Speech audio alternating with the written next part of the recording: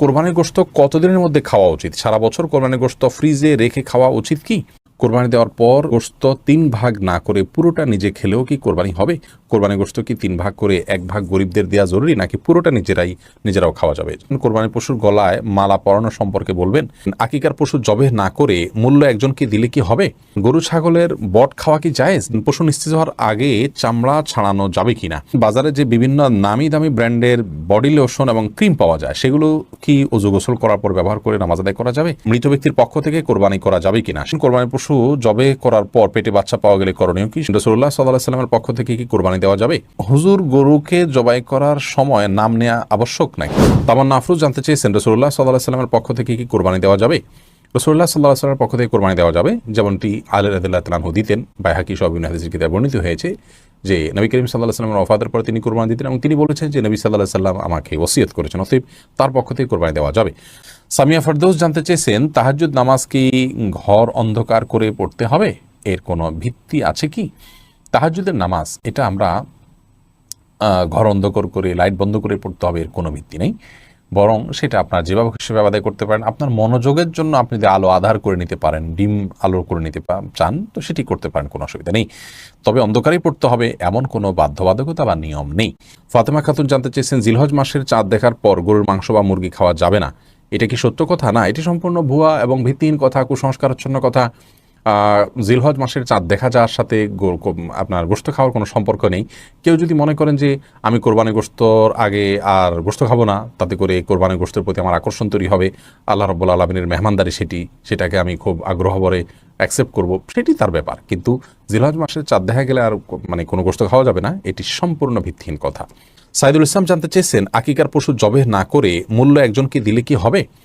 না, আকিকার পশু, কোরবানি পশু এগুলো জবেহ ছাড়া মূল্য পরিশোধ করলে হবে না, কারণ এখানে জবেহ করাটা উদ্দেশ্য এবং এটাই মূল।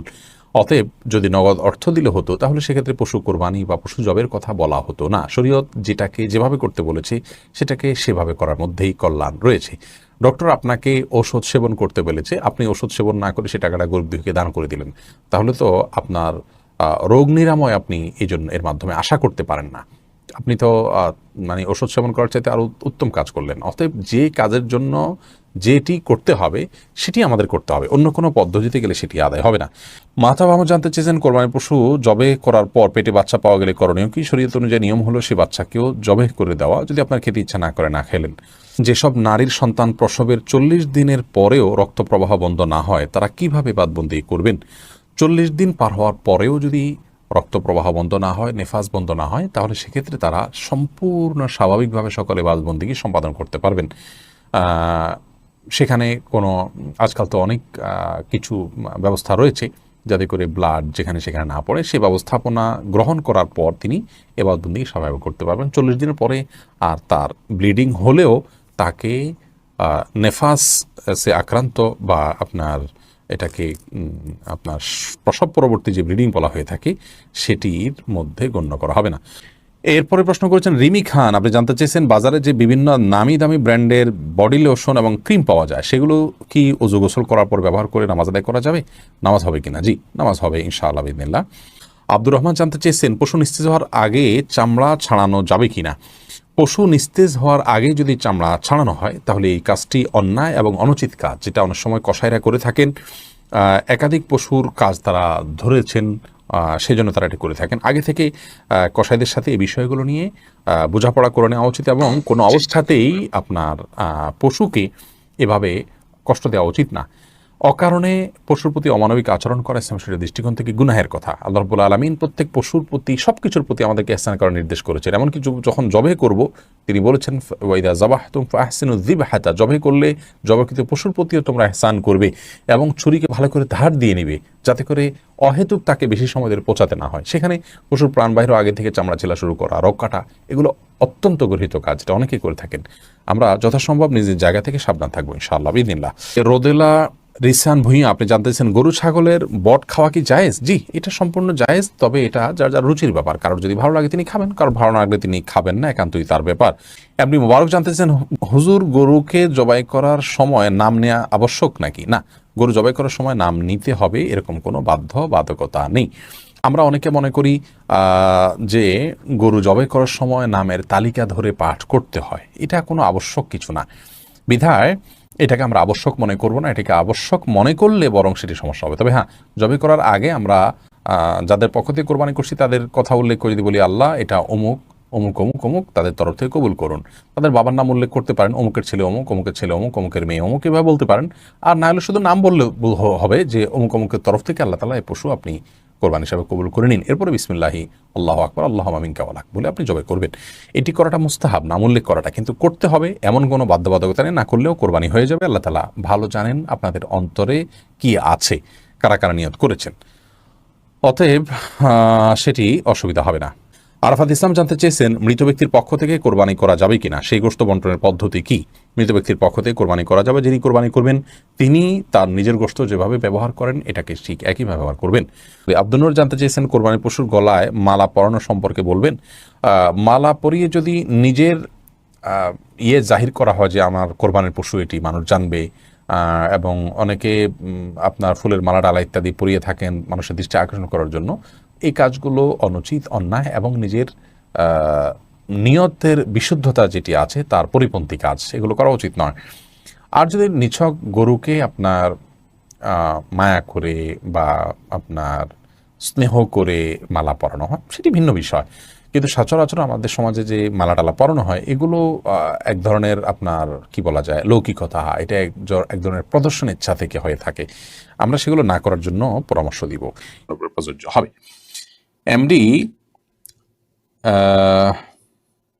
শাহরিয়া জাহান সামি আপনি লিখেছেন, পরীক্ষার জন্য জোহরের ওয়াক্ত চলে গেলে আসরের নামাজ বাসায় পড়ার আগে জোহরের কাজা পড়বো নাকি আসরের ফরজ পড়বো? অবশ্যই আগেরটা আগে, অর্থাৎ জোহর নামাজের কাজাটা আগে পড়বেন, এরপর আসর নামাজ পড়বেন। কিন্তু পরীক্ষার জন্য আপনি একটু ওয়াক্ত নামাজকে এভাবে তার সময় থেকে বিলম্ব করে ফেলবেন, কাজা করে ফেলবেন, এটা কিন্তু জায়েজ নয়। নামাজ কাজার অপশনটা ইমানদারের জন্য গ্রহণযোগ্য হতে পারে যদি কোনো কাজের চাপে কালে ভদ্রে তিনি এত প্রেসারে ছিলেন যে ভুলে গেছেন, অথবা ঘুম থেকে উঠতে পারেননি, হঠাৎ কোনো দিন এরকম হয়েছে বহুকাল পরে, এটা হতে পারে। কিন্তু আপনি জেনে শুনে ঠান্ডা মাথায় ওয়াক্ত চলে যাবেন, নামাজ পড়বেন না, সেটা কিন্তু হতে পারে, এটা গ্রহণযোগ্য নয়।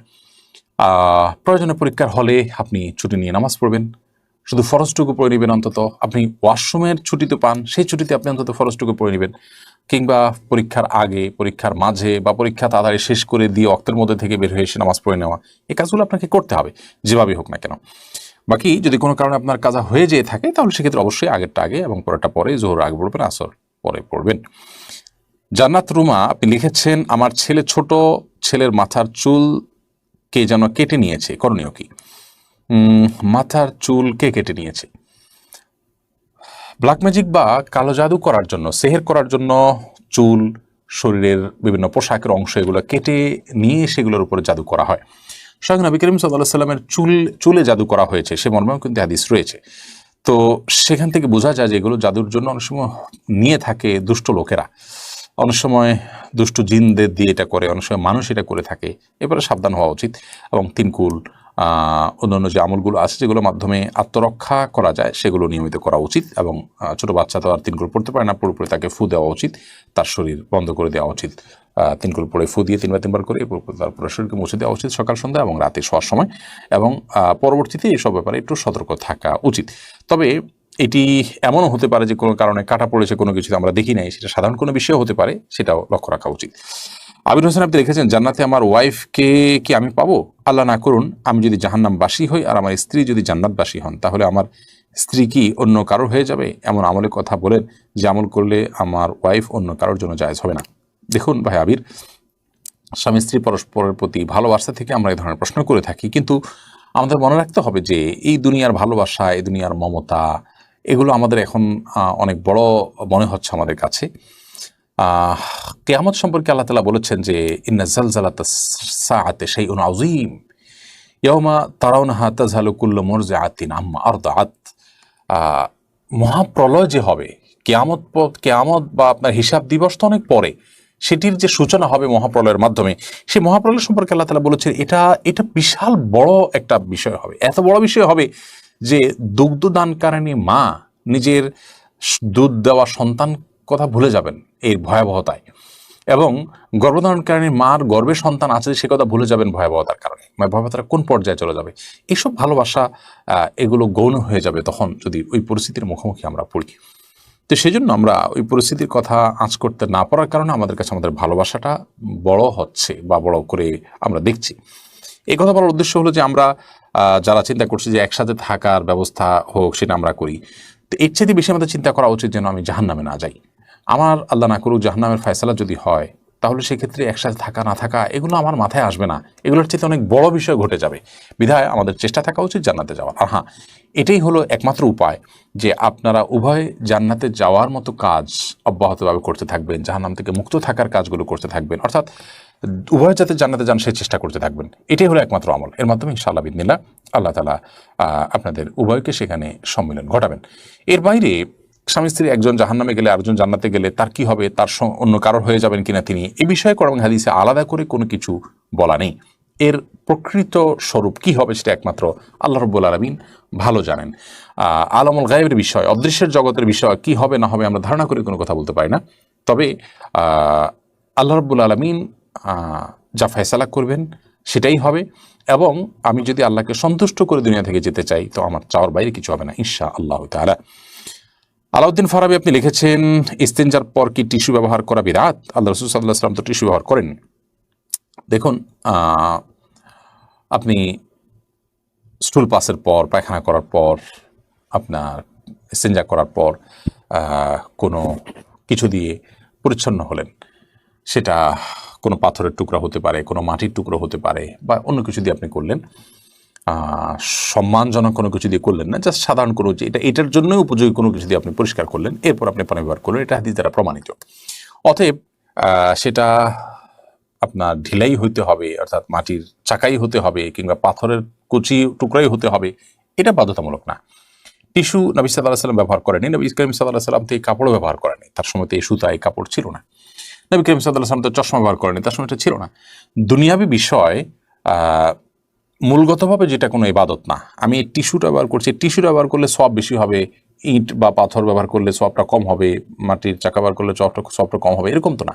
অর্থাৎ এটার সাথে সওয়াবের সম্পর্ক নাই, এটা নিছক একটা মাধ্যম পরিবর্তন হতে পারে। নবী সাল্লাল্লাহু আলাইহি ওয়াসাল্লাম তো এই কলম দিয়ে লেখেন নাই, আমরা তো এই কলম দিয়ে লিখছি। তিনি যে কনফিডেন্স সেটা এরকম না, তাহলে আমারটা কি বিদআত হবে? না, এটা বিদআত হবে। বিদআত হলো গায়রে দীরা দিন সমর্দন বিদআত, যেটা দিন নয় সেটাকে দিন মনে করা বিদআত। টিস্যু ব্যবহার করাটা দিন, ওই মাটির চাকা ব্যবহার করাটা দিন নয়, এরকম যদি মনে করা হয় তাহলে সে বিদআত হবে। আমি টিস্যু একটা মাধ্যম হিসেবে ব্যবহার করছি, অন্য কোনো মাধ্যম থাকলে অন্যটা দিয়ে করতে পারতাম, এটা ইবাদত হিসেবে করছি না।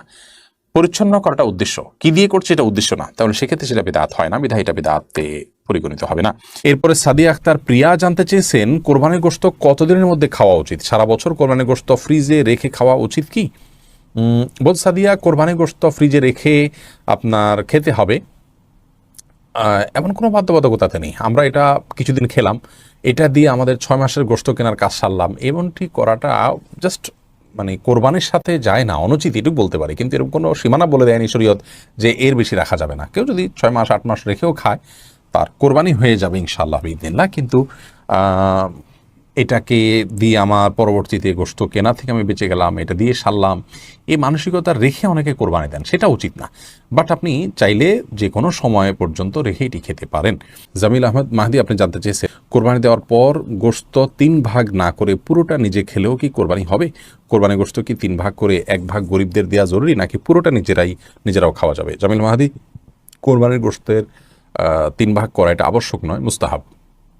আল্লাহ রাব্বুল আলামিন কোরআন কারীমে যেহেতু 3টা শ্রেণীর কথা বলেছেন, ফাকুলু মিনহা ওয়া আত'আমুল কানিআ ওয়াল মু'তাররা, অন্য আয়াতে আল্লাহ বলেছেন ফাকুলু মিনহা ওয়া আত'আমুল বাঈসাল ফাকির।